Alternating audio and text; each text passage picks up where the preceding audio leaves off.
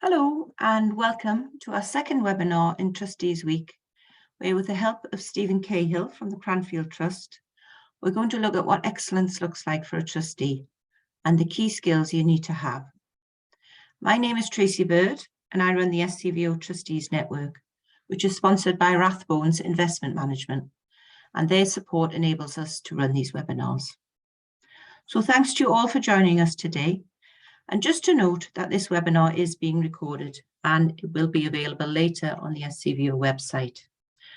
We've also got closed captioning enabled, but if you'd rather not see that and the way it mangles my accent, then my colleague Joanne will put instructions in the chat on how to remove it. We'll also email out the slides from today along with further resources for you. Just before I hand over to Stephen, who will tell you how to build up your practical governance skills, I'd like to quickly highlight SCVO's Good Governance Checkup, and this can help you assess where you are in your own trustee journey.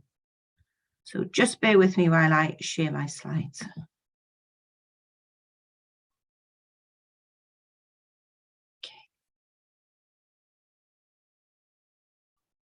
Okay, so the Good Governance Checkup is available on the SCVO website, and it guides you through the 5 principles of the Scottish Governance Code for the third sector. This encourages trustees to look at and improve their governance and the governance of the board in general. Now it's free to use and you just need to sign up with an email address, and it takes about 30 minutes to complete. The checkup asks a series of questions, whether you're a charity or not, the kind of legal structure you have. And this is so that we can tailor what you see and find out more about what you do well and where you need to improve. So it looks in depth at each of the 5 principles, as I've said, and it explores how you actually evidence good governance in your organisation. And you can save your progress as you go and come back to it. And on completion, you get a summary report like this, and with the score in the 5 different areas and a personalised action plan. And this will cover any areas that you need to improve and also give you supporting resources. And if you're an SCVO member, you can also book a one-to-one appointment for further support. You can share your results with other trustees. And I think this can help you start a conversation at board level, sometimes a difficult conversation. So do have a look at that. And that's the link for that is governance.checkup.scot. So I think that's enough from me. I'm going to hand over to Stephen now. As we go along, do put your questions in the Q&A, and we've got time at the end to cover them, or we can cover them as we go through. And now over to you, Stephen. Lovely. Well, thanks very much. And welcome to everyone for coming along this afternoon. Probably about an hour today, and I'm going to take some deep dives into what governance is and what it means to be a trustee. So before I launch into all that, what I'll try and do now is figure out how to get my screen shared. So just bear with me a second and I'll launch my screen.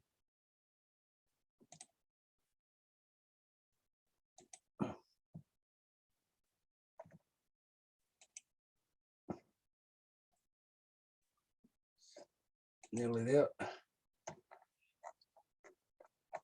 Okay, I've titled this presentation Becoming a More Effective Trustee, and much as Tracy in her introduction was pointing out the Good Governance Code and so forth, there's great start points, but I think from a trustee's perspective, it's thinking what makes an effective trustee, not just a board, not just the sum of the parts, but kind of take it right down to trustee level.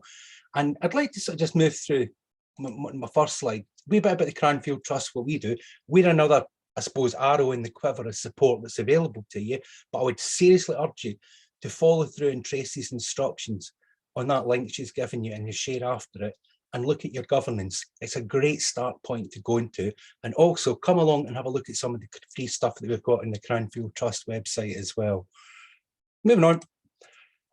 We're also running a Scottish survey, and if you get a chance, please, for the sake of a minute or two, if you can log on, it's on our homepage. It'd be really helpful because, again, it's helping build this mosaic of support around the third sector in Scotland, which is a great place to be, but it gives us some insights to doing that.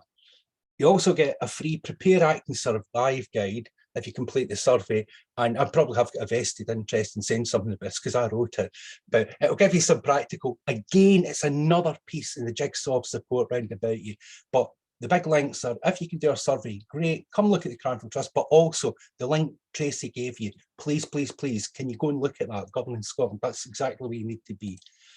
A little bit about me, but who cares, that's all very uninteresting, you can read that.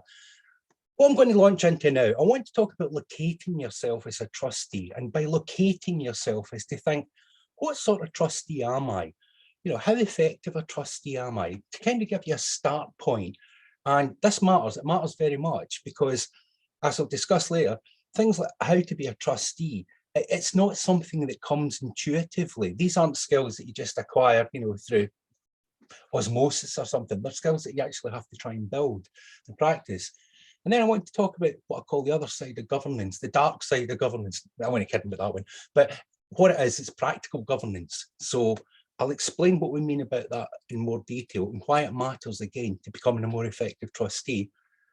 I'll give you a very quick checklist, again, the health of your practical governance on your board. So having defined practical governance, I'll give you what I use like my radar for looking into this and actually checking out what practical governance looks like. Then we'll move on to actually looking at developing your practical governance skills. And I'll give you some insights and share with you some things which will help you build on that and help you develop in a practical sense whilst you're in meetings and whilst you're not in meetings. So in your role as a trustee, you'll be able to take forward these things and use them. And they're simple, practical advice, which is exactly what I think the sector's needing at the moment. Last of all, I'll leave you with the best ever KPI for trustees, but I'll save that for the very last and explain a little bit more about what I mean. We've got plenty of time today for questions and answers, and it's quite a large participant list that's with us today. So actually, I'd like us to leave a bit of time for questions and answers at the end. And if I can answer your questions today, I'll certainly do so. If I need to take them away and do a little bit of homework on them, then I'm more than happy to do that. I'm delighted to do that, in fact. Locating yourself as a trustee. Now, I've invented everything on this slide that we're going to look at today. It's deceptively simple, but it's your start point for looking at yourself as a trustee. And I've given two axes to these things in terms of your contribution that you make to the board as a trustee. Let's think about that, what I mean by contribution. What do you do that moves the work of that board on? Or how do you give something to the board that helps generate something for the charity or move the charity along? The other side is engagement. So how engaged do you feel as a trustee, and what level of engagement do you bring to the board?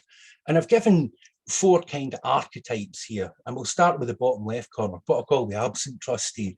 This is the person that never actually turns up, doesn't do anything, and sits there. So the levels of engagement, quite clearly they're low, but their contribution's also low as well. If you look in the contribution axis, here I've put the reluctant trustee. So again, you know, somebody says, oh, I'll do it because no one else will. Well, in truth, their contribution's quite high, but their engagement or sense of engagement with the board is actually quite low. You've got your engaged trustee. So this is nirvana. And this is where, of course, at the end of this webinar and in the weeks to come, that is exactly where you will be. You will be the engaged trustees, zealots out there, you know, full of joys of engagement and contribution.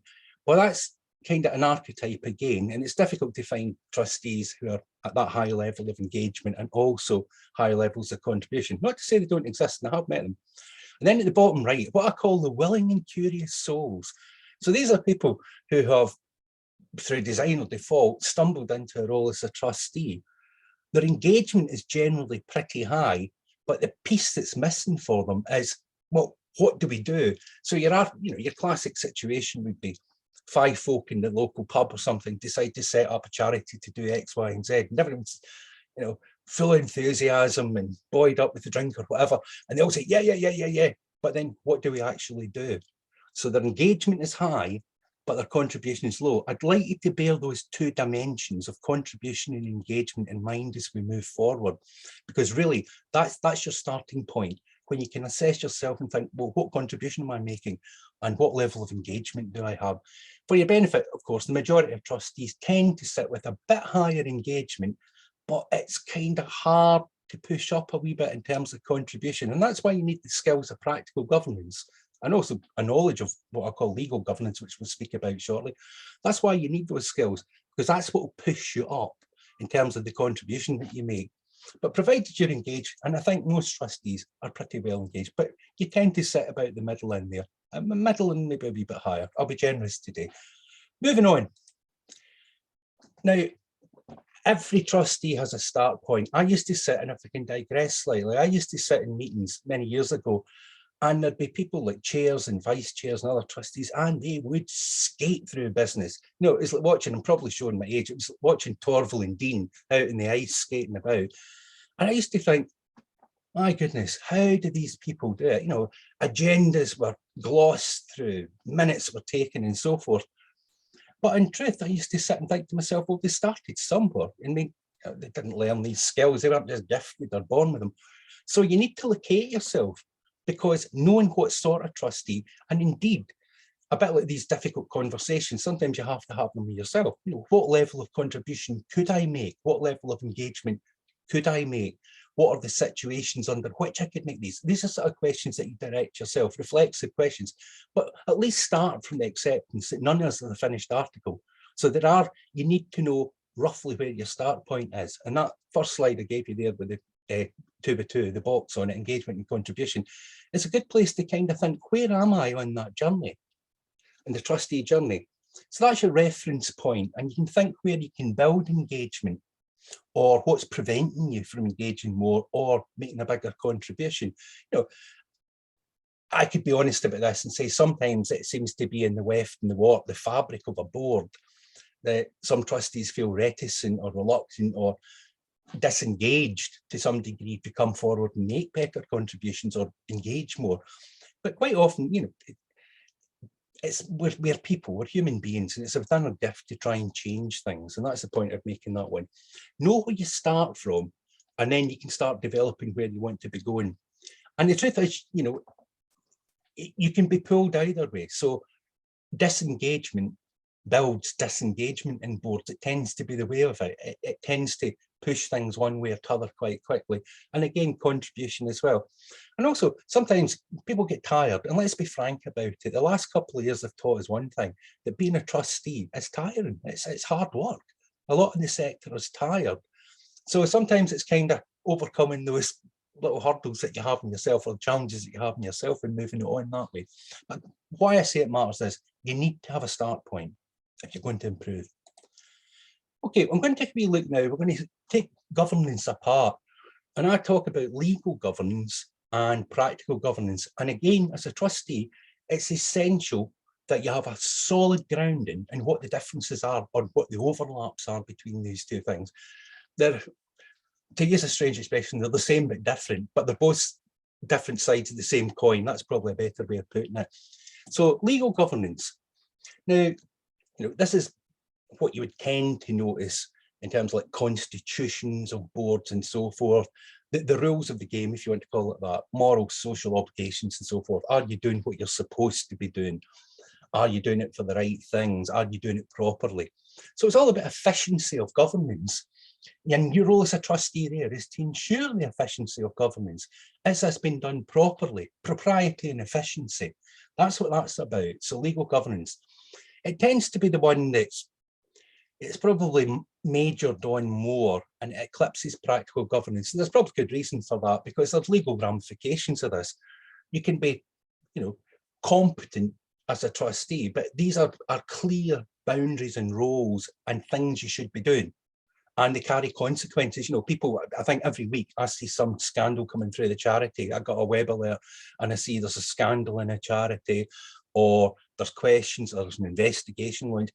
You know, and it's true, people do go to jail for this, and if they don't master it properly. But I call it, it's the stuff of the great finder. It's all about the great finder. You were found not to have done this, and you were found not to have done that.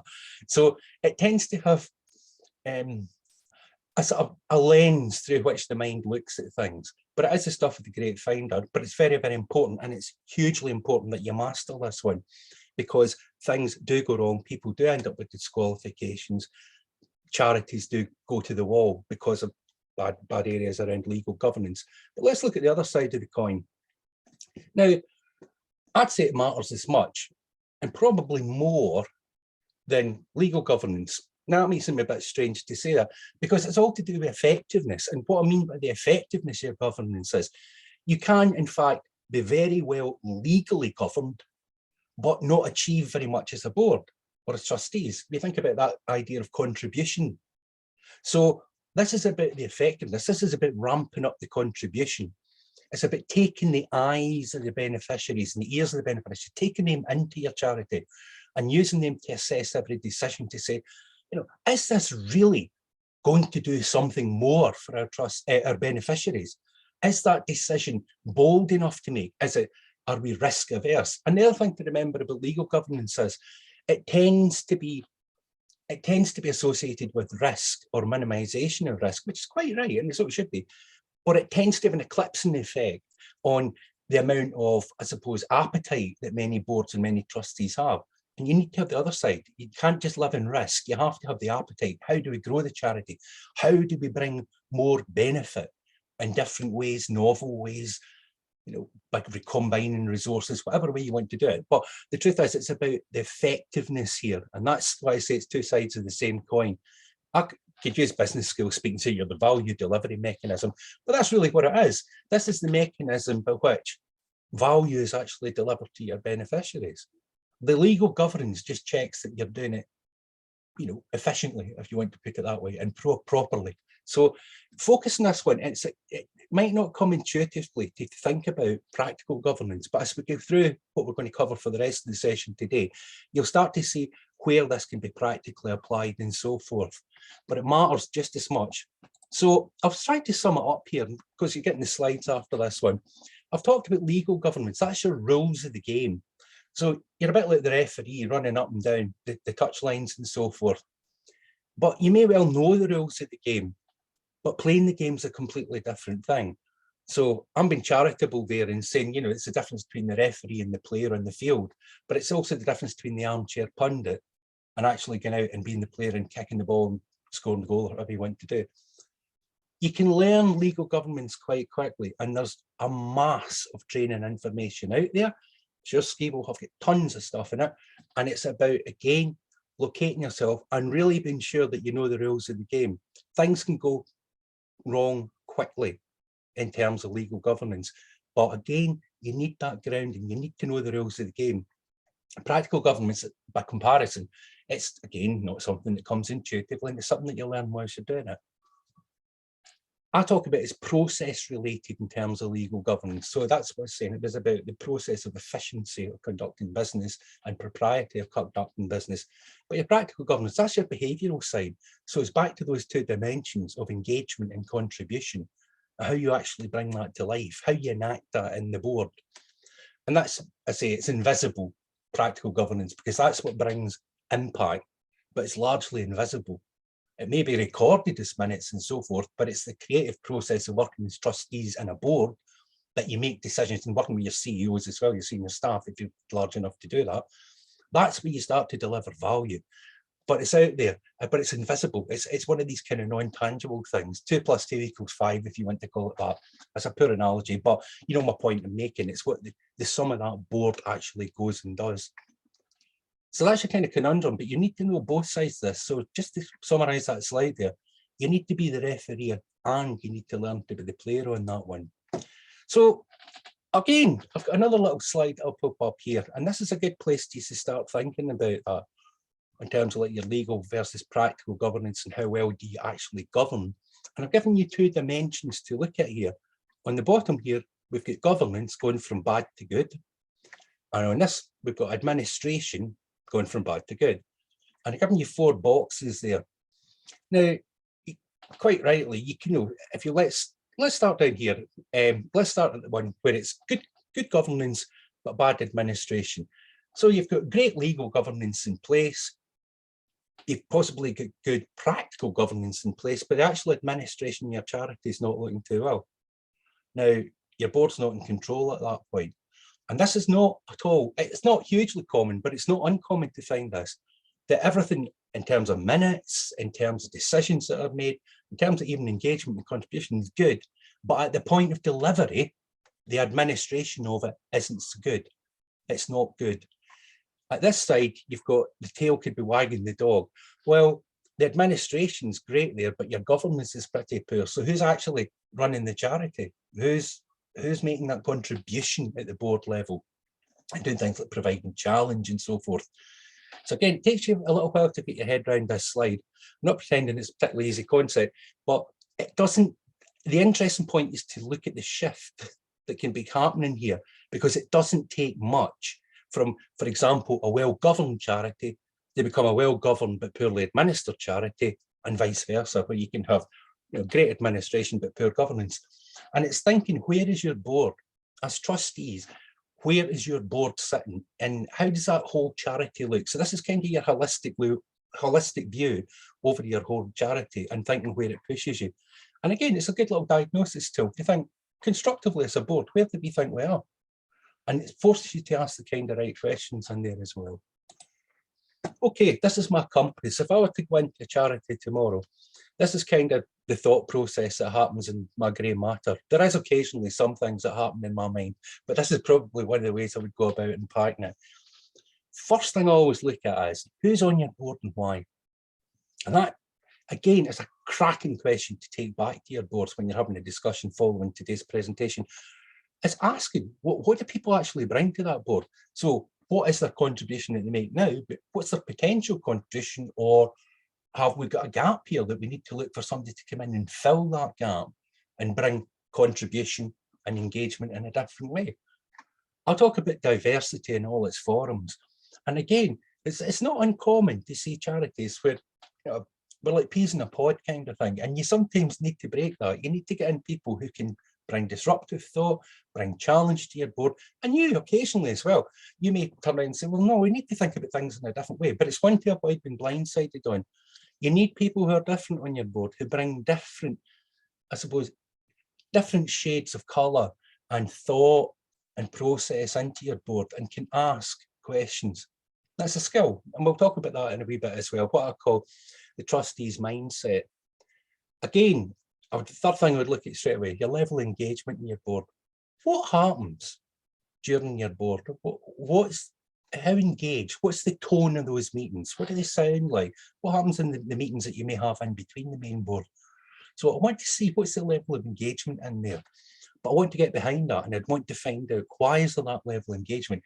So again, is it intrinsic to the trustees, perhaps, or is it extrinsic and it's something in the fabric of that board, the way it works? I talk about altitude, and I'm not suggesting you take up rock climbing or anything like that, but what I mean by altitude is, where is the split between strategic and operational? Now, if you're a very, very small charity, sometimes it's very hard to draw distinctions.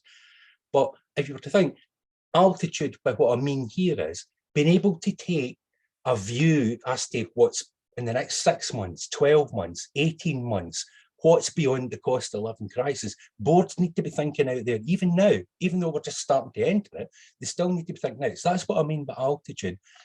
The danger is you watch boards getting sucked into the detail, because it's comfortable sometimes to live in the detail, but you have to resist that. You need to pull yourself back and get a sense of altitude in there. Another great one as well, and it was only quite recently I thought this one up. I asked the question of a number of charities, this is, what happens between your board meetings? Who's doing work between board meetings? Or is everything just left for the third Friday every quarter? So everything just gets thrown into the big can and brought into the board meeting.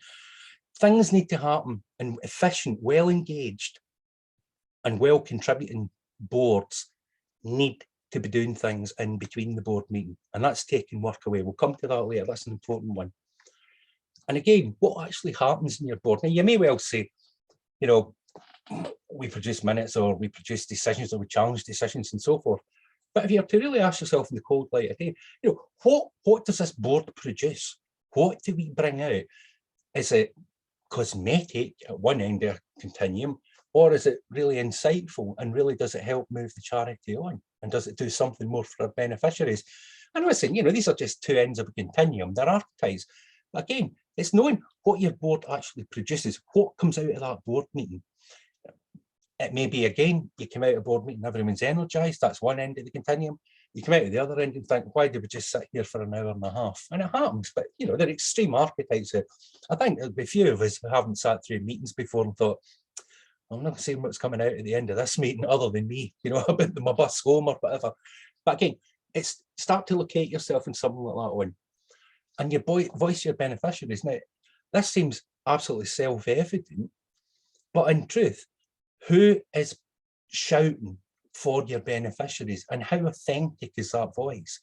I don't like using the word authentic, but I can't think of a better word to use for it. Again, who's bringing real voice for your beneficiaries into the board? And that's a beauty to focus on. And we'll explain that a wee bit later. It's what I call the irreducible question. Lastly, tenure of board. Increasingly, I would think over the last couple of years, I've come to the view now that 3 years on a board is probably enough. I think I could argue and probably say 2 if I was to be ambitious about it, but 3 years, and you either need some rotation or you need a third in, a third out, a third out. 3 years is probably about as much as you can give as a trustee. And in that, there's a reason, because we'll talk about your legacy and the legacy that you leave at the end of it. Just moving on. That slide I've just given you, though, that's great. You can take that away. As soon as you get the slides, go back and have a real good think about that and think about your board. So what does good look like? Well, unsurprisingly, engaged trustees. But there's more to it than that. There's this concept of being willing and able to learn. And that's something I look for. Engaged trustees to think, okay, we didn't get it right today, or we're not getting it right. What do we need to do to get it right? Where do we need to look for either support, insight, more research, voice of the beneficiary? But there's that preparedness in there to actually think, how do we learn here? What can we learn? Or what did we learn over the last 6 months? And to be fair about it, COVID and the cost of living crisis, there's as much to be learned from looking into how you work through COVID as will prepare you well to look into how you're going to manage in the cost of living crisis. And that one there, I talked about the balance between strategy and stewardship. So that's, again, it's about keeping that stewardship, the inward facing eye on the administration of the charity, but also keeping the view out there to think, nothing lasts forever. Or it's like Japanese an expression, the world changes in 90 days, but you need that altitude to keep you looking out there. And again, your golden thread, voice and eyes of the beneficiaries. I won't labour on that, I've already spoken to it. But again, I would be looking for this. And the next one is absolutely what good looks like. People take work from the board. They don't take work to the board, they take work from the board. And if you're a reasonable size, then yeah, you may be lucky and you could say we could have a subcommittee, audit and risk, or X, Y, and Z. But it's also quite often, and I think this is going to be the case, certainly, as we move into the cost of living crisis any deeper, I would advocate that trustees now need to stick their hand up and say, I'll lead in that piece of work. I'll take that away from the board. I'll do something. I'll help marshal resources and do something on it. And that's, again, that's what great looks like in here. That's what good looks like. Again, legacy creators. So that comes back to the point I made about your tenure and your board. You're there for a period of time to leave a legacy and hopefully find, leave the world in a better place than you found it. I think that would, it would be dysfunctional if we didn't want to do that, put it that way. So again, I want to see a board in development and trustees in development, people who are out to leave a legacy, leave something greater than they started off in their journey as a trustee with. Okay, I'm going to talk about how you go and do this. What's the practical skills? So what do you actually, if you were one of those willing souls, how do you translate that now and put it into action in the board? And these are all simple, practical things, but they're effective. Trustee mindset. You're there to create challenge. You're there to say, the world as we found it was not good enough. What do we need to change? So you can either challenge your colleagues, you can challenge the status quo you find, but you're there to provide challenge. That's hugely important. I think there's probably the diplomatic way to do it is to challenge the issue and not the person. I've seen, right enough, I've sat in meetings where I've seen the person challenging the issue ignored. I think we all have probably. But it's that trustee mindset. And it's about preparing for challenge and saying, okay, That's what the situation we're looking at. Let's challenge it. How do we make a better world? How do we do something more for our beneficiaries? And again, keeping your beneficiary specs on, that's what I talk about. You're there and you have a duty of collective responsibility as a board. So, you don't act alone as a trustee. You're part of collective responsibility. And you can always boil it down to saying, how is this helping our beneficiaries? I'll come to that in a moment. That's a reducible question. But never lose sight of that. It's collective responsibility. And low levels of engagement can be often very, very disruptive to this idea of collective responsibility. So again, never lose sight of that. That's been your referee. You pull your little yellow card out and you say, hang on, collective responsibility. And if it's something any more serious than that, well, you can hold up the red card and say that's not collective responsibility. That's your legal stuff. This one, follow the pounds. It's the one that most trustees seem so reluctant to engage in. Possibly because, certainly for me, I studied long and hard at business schools and things like that.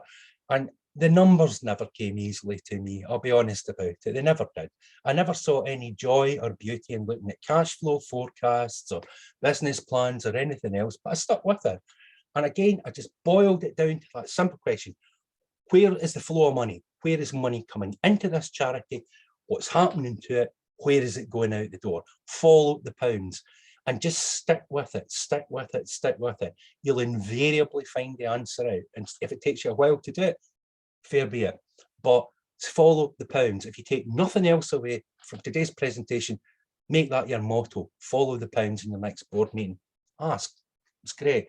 Always comes up with the answers, this one. But I have to say, to be honest, it's the one that most trustees are probably less inclined to engage with. There's no beauty in the numbers sometimes. But again, keep your eyes on that one. Follow the pounds. Stewardship and strategy. Now, that's what I talked about altitude earlier. There's a tendency in some boards, and trustees, again, tends to be like the willing souls, bring the day job into it. They're more comfortable dealing with things that they know, so it tends to be directed to stewardship and so forth, than they are about dealing with the big things like the strategy and where's the charity be headed and so forth. So again, be careful about that one, because it's a risk that you bring your day job in. Always just bump up a level in altitude. You'll have ups and downs, you'll have a bumpy roads, and lots of charities are having bumpy roads right now. But sometimes you have to it's a bit like flying a plane. You sometimes just have to keep your eye on the horizon and go with it. You get a few bumps in the way there, but you need to get that quite clearly. And I talk about it as board manages, chief executive officer who manages the charity. Be careful, because there's a tendency with many trustees to bypass that CEO type role and go straight into the charity, scream into the detail, with the other way of putting it. You sometimes have to pull yourself back. There's oversight that you bring, so the legal governance side of it, following the pounds and so forth, but be careful you don't overstep that and get into interference or undermining. It's not the way to do it. So administration, governance, try and find the balance that works for you in there. But interestingly, and this is why I come back to the legal governance, this is my last point about growing your charity.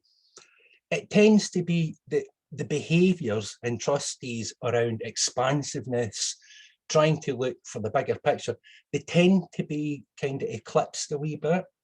And it's because there are legal sanctions and so forth if you breach the rules of legal governance. No sense anything wrong with it, but it's a feature of our charity system in the UK and other charity systems elsewhere in the world.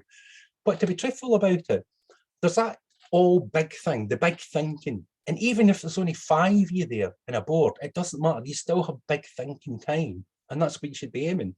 So don't just kind of govern what you're sitting in there. Look to grow what you've actually got. Stewardship and strategy. Find the balance. That's where you come from in that one. Voice and eyes. Now, again, the one that you want really in here is that irreducible question that I mentioned earlier. If there's a complex discussion going on around a particular matter or a particular decision to make, just boil it right down to that decision. How does this help our beneficiaries? Show me, show me, show me. And if you're really smart about it, you give them the other barrel, and the other barrel is, now let's follow the pounds through in that one. So you can bring the two of them to bear. Now, I found another interesting thing as well, that boards seem reluctant to use the voice of their beneficiary and the relationship between what they're doing and the effect it has on their beneficiaries, and using that to sell the charity. Now that's hugely important. A business plan becomes effectively a sales document when you're looking for funding. And so too, decisions made with the board. You need to sell something of the results that you're doing in there. So we work with our beneficiaries to do X, Y, and Z, or we increase benefit to our beneficiaries. Funders love that sort of thing. But again, remember, there is always an opportunity. If you're doing the right things, there's always that opportunity to actually sell your charity and say something bigger. And again, just phrase it from that, voice and eyes of the beneficiary. Next one, taking work from the board. Now, I did mention that before. As a trustee, you're an ambassador of your charity. You're an ambassador of your board. And that is hugely important. With that comes, great facility to doing things, but you need to work at it. You need that network where you're promoting your charity or taking things forward to doing it. I'll say that, always be kind of selling on it. You don't have to bug the life out of people about it. But again, you're there to represent your charity and look for opportunities where you can go and do that. They can be locally, they can be nationally, but at least examine that. That's a beauty to take away from today. Simply think, if I want to increase my contribution, how can I be a better ambassador for my board? What can I go and do? Who can I go and speak to? Who can I go and engage with? And what benefit is that going to bring back to the charity? Use your outside networks as well. I've talked about working between the board meetings, but this last part is actually quite important as well. And I say seek proportion. If you imagine a board meeting lasts for 3-4 hours, if somebody has to prepare notes, minutes, papers, so forth, that could represent 2 or 3 days of their work. Now, is that 2 or 3 days well spent, or is it 2 or 3 days they could be going either looking for more funding or doing something to move the charity on? Need to get that balance. And sometimes it's a board. I could probably boil a board report down to 1 page these days, and frequently will, but boiling it right down to the absolute things that matter, the few metrics that really matter at board level, that's kind of maybe where the focus has to be. But be careful, because even in reasonably small charities, you can still end up with a large admin burden in here. So you have to sometimes be a wee bit proportionate about that. But again, the point I'm making here in this slide is take work from the board. That's the simplest way that you can increase your contribution and engagement instantly. Just take work from the board and look for opportunities to doing it. Leaving a legacy. I've talked about this before. This is your absolute #1 KPI. Somebody asked me about this, it was probably about a year ago. They says, what's a good KPI? I thought, well, yeah, leave a legacy, because that's what you'll be remembered for, or not remembered for if you don't. And what legacy you leave, that's what you bring, that's your skills, that's you, that's your particular take on things. A bit like an artist at a canvas. 2 people can paint the same scene. One of them does it in a slightly different way. And that's what you really want to do. You want to leave a great master for the rest of the world to see, where people talk about you and your charity years after you've left. Again, think how you're going to achieve that legacy. So what contribution will be needed from you to achieve that legacy? What contribution may well be needed from other people? What engagement were you going to need to do it? And what engagement might others need to have to do it? But again, it's your #1 KPI. When you start as a trustee, you're there to leave a legacy. Leave the world a better place than you found it. So that was my #1 KPI that I would suggest that you use. Get that legacy out there. Think about your engagement, think about your contribution, and think how you get from A to B. And again, be bold. Be bold in your ambition, because you are there to leave the world in a better place than you found it. Okay, I think I've talked you through most of this. We're just coming near the end. We've got lots of time for Q&A at the moment. Use the things that I've given you today. Take them away. Use the slides. Use them to assess where you are. And again, think, what is the legacy that you're going to leave? What skills are you going to need to develop? How are you going to bring those to life? How are you going to enact them in your board? Use that 8-point compass thing I gave you as well to think what good looks like. So who's on your board? How diverse is your board? What does the board actually decide? It helps locate you. It's another map or another spotlight to help locate you and where you are. But last of all, and this is the one I really have to get to say, take that away today. Leave a legacy. Go and think very, very carefully what your legacy is going to be, and then go and do it. I think that pretty much pulls it together today. A little bit at the back here for the Cranfield Trust. I'd like to say thank you, and I can now hand over to Tracy. If there's any questions you'd like to pose, I'd love to answer them. Thank you, Stephen. That was great. There's 2 questions, so I'm going to put you on the spot with those ones. But there was something else in the chat as well, and I'm almost agreeing with Michelle Ferris, because she wants to unpack the point about 3 years being your maximum term for a trustee, because she feels like she's only getting started. And Yeah. I'm the same. I'm coming up to 6 years on a board, and it's time for me to come off now. But I think if you're only meeting maybe 4-6 times a year and you're building up, and I get what you mean, I think probably a third rotation trustees coming off. Yeah. But I don't think 3 years is long enough. Yeah, I could be persuaded either way. I think some charities are slower burning, some charities are faster burning. But I guess if I was coming onto it from scratch now, I'd be inclined to think, okay, 3 years, what can I achieve in 3 years? And then try and gauge my compass to how I actually leave that legacy in 3 years. Now, I'll be honest, I mean, I'm pretty ambitious about saying 3 years, and I can understand it. Some people, but let's be honest, it doesn't come easy being a trustee. It's a tough job. So sometimes it might take you 4 or 5 years to get up there. But what I would be inclined to think is anything more than about 5 years, I would start to say, I don't think you're getting the right rotation. And actually, a good way around that is to constantly have rotation in your board. So like like the US House, they basically have a third of them going each time, that kind of thing. Yeah. I'm probably a bit ambitious, but I still feel intuitively, if I was revved up, full of engagement and ready to make a good contribution, I would think 3 years would be a good time to say, is this happening for me as a trustee? I think also, though, if you're new to a board, there's a lot you need to take in about just the way boards work, that kind of thing. Yes. But yeah, right. I'm going to go to the questions because we've got 3 there. So I'll go to the first one. So right at the beginning, Vicky was saying she's a trustee in a small scale. So she's got really engaged volunteers, engaged people as volunteers who subsequently wanted to become trustees because they saw the role of trustee as a recognition of their sterling work as volunteers. So she's seeking to encourage the development of these people with their trustee skills, but she's meeting resistance because they perceive learning more about the role of a trustee is unnecessary because they've got their own skill sets that they're bringing. So how does she encourage them to learn more about the role of trustees?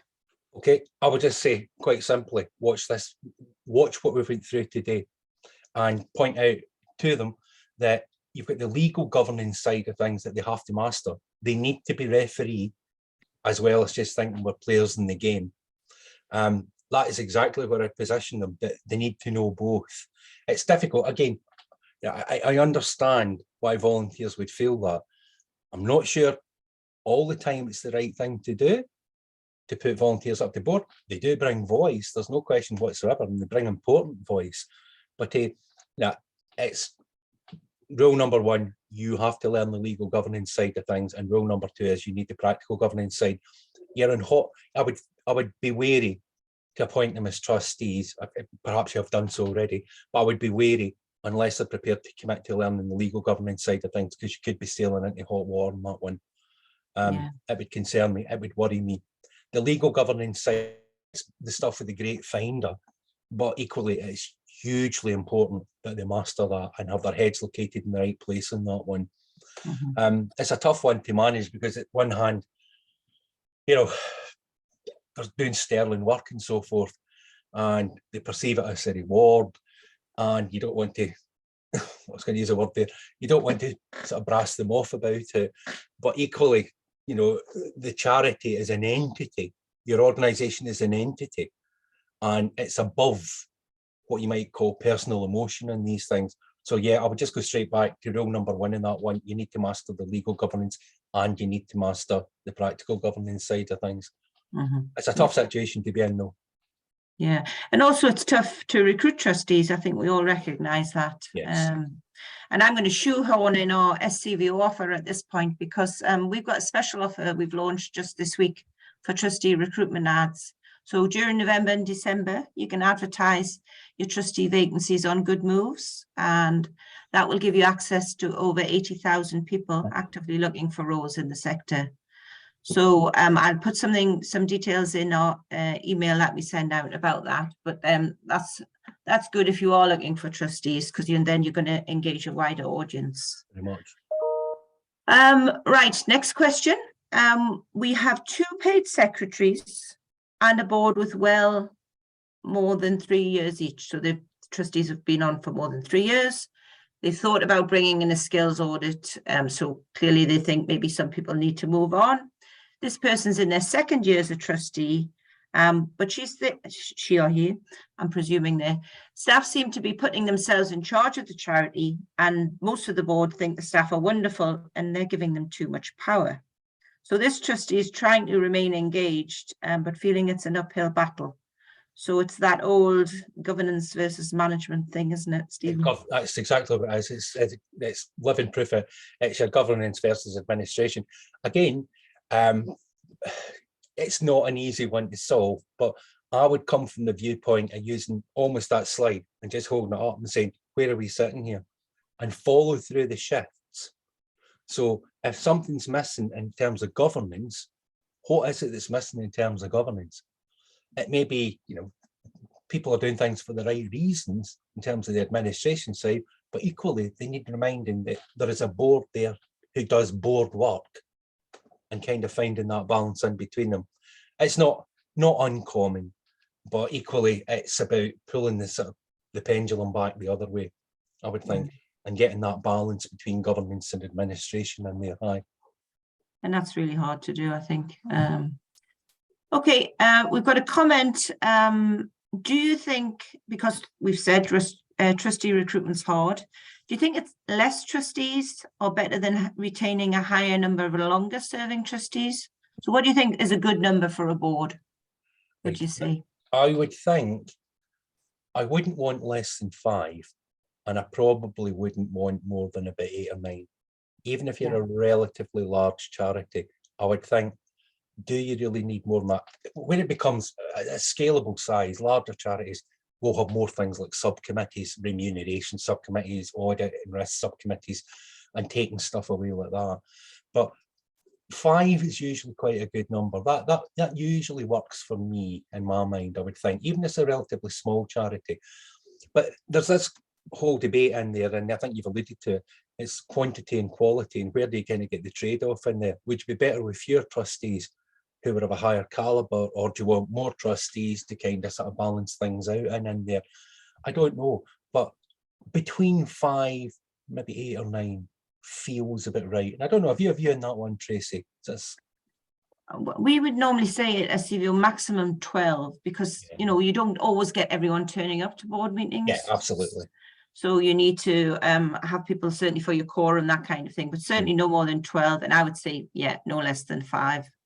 Because then it does get difficult, and you want to spread the load as well, don't you, with trustees? I think it's this proportionality thing, that if you've got a larger organisation, then you're going to need more trustees for that sharing the load, and if people don't turn up. But equally, if you've got fewer trustees, but you can get them more engaged and contributing more, then you can probably get by with a fewer number of trustees. Yeah. And on that whole engagement thing, you mentioned that at the beginning. I think the role of the chair is important there, really. If you've got quieter trustees or new trustees, they don't know when to come in. Yes. Yeah. Would you agree? I would think that it's hugely important. And again,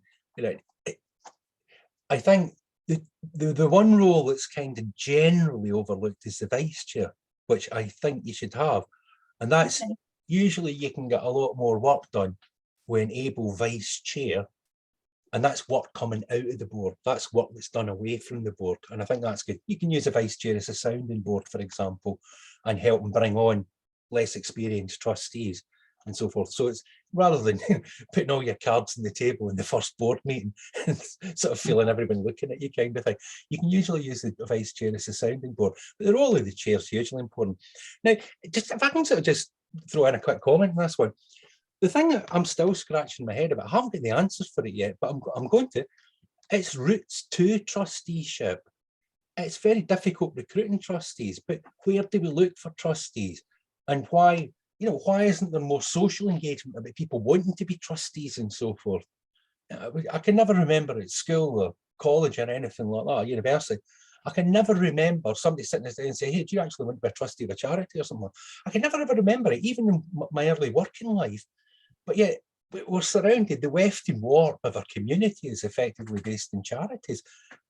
So roots to trusteeship are something that I find very, very difficult. I'm still getting my head around that one. We have a shortage of good quality trustees, chairs, who then become chairs and so forth. But I don't know on a sectoral level that we've ever really quite figured out how do you get more people to become trustees. There's an answer somewhere. I just don't know what it is, but we'll get there. Yeah. I think there's opportunities for that pipeline in universities, that kind of thing.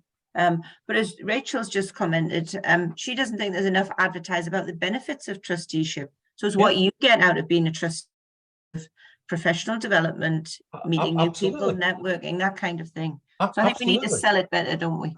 Totally. Yep, absolutely. I couldn't agree more with that. And I think that's but it's always dressed up as, hard work. And yet the professional benefits and personal benefits of doing it, absolutely enormous. Where else are you going to get opportunity like that? It's tremendous. And yet it's just not that easy. There's no kind of hooks or logical funnels that kind of funnel you into trusteeship. I don't know what the answer to is, but we'll get there. I'm sure we'll get there. I mean, there's the young trustees movement. A lot of the big corporates encourage it, but I think we do need to get better at that.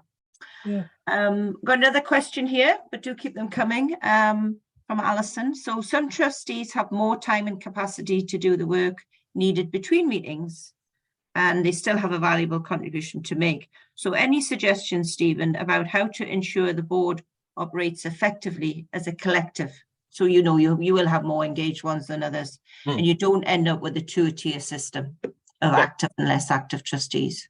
Yeah. One thing I've looked at with a board before was to say, okay, looking at the next 3 years for the board, I think it was 2.5, 3 years I was looking at, I says, we collectively agreed that there were about 4 or 5 different things, different sort of themes that needed to develop. And again, just round the table and says, right, nominate yourself against one of those. Let's do it as a board. So you got like an area of interest for that trustee who maybe didn't have so much time or as much engagement or availability for engagement, but they took on that work. And I think that's where you do it. It's about sharing the work in the board. It's difficult because with the best will in the world, a trustee might want to be more engaged, but it's what I call busy bad luck. It just happened at that month, something happened, it happened at the next one, something happened at the next one. And it's just bad luck rather than judgment. But getting a board to work effectively, I think most boards should have each trustee on it should have a locus of attention, something, a theme or a specialty that they want to think through and develop more. And that can be a strategic aim of the charity, or it can be something that supports a strategic aim of the charity. But again, it's looking for different ways that you can engage people on a board too. So back to what I said earlier about ambassadorial work for a board. John or Mary might not have time to attend the meeting next Tuesday night, but they can go and visit, speak, do, engage next Thursday night. And that's fine, as long as people are doing it. It's when you get these senses in boards, as I call reluctant trustees, they're thinking, if I didn't do this, nobody would do it. Well, that's a much deeper dysfunction in the board. And I think something that you sometimes have to go and take a bit of external help on. For somebody, it generally helps if you get somebody outside your organization to say, by the way, that's the mirror I'm holding up to your board on that one. It's a tough one to try and deal with that though, because it can be for all number of reasons, but if you're on the receiving end of a sack load of work coming out of board, and he can start to say to yourself, well, hang on, guys, can somebody pull a bit more weight around here? Maybe just come out with a question on it. I don't know. I'll be honest, is the best policy there. Yeah, that challenge. And I think also induction is so important so that people know what they're getting into. And you need to say that at the recruitment level. Yes. This is the time commitment, but there'll also be preparation outside of that. Are you up to that? And maybe mentoring as well, pair them with an existing trustee. Yeah, absolutely. That's back to that role of the vice chair. As I say, that's usually if you've got a reasonable size and you can do it, that's usually a good start point. It's a good way to do it. It's a tough one. It's probably not one solution to it. It's probably hitting the problem from a number of different areas to finding out what it actually is. But I can honestly commiserate, you know, there'd be no fun in sitting there getting a sack load of work every couple of weeks coming out the board. And you're like, can't somebody else do something, please, you know? Yeah, that's true. But what's the saying? If you want something doing, ask a busy person. Ask a busy person, yes, indeed. Yeah. Indeed. Okay, there's another question, and we'll probably make this one our last one. Yep. So this person's aware of a SKIO that manages a local facility. And the trustees have been on the board over 6 years, and they lack the skills they need, and they don't seem to have any inclination to learn. Right. But they're saying it's all for the benefit of the village.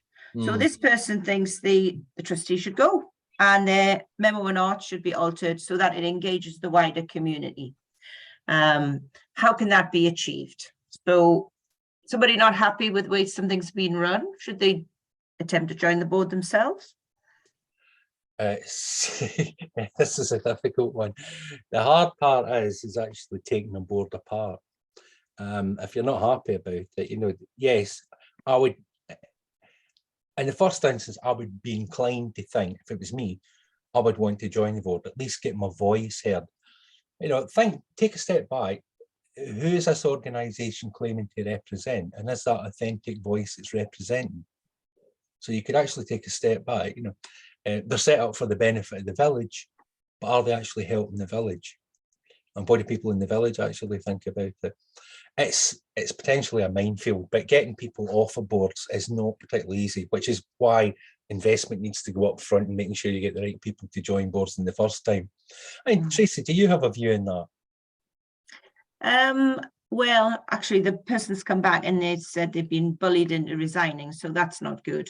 No, I would say if that person has got concerns about mismanagement of a charity, then you need to go to Oscar and express their concerns. Yeah.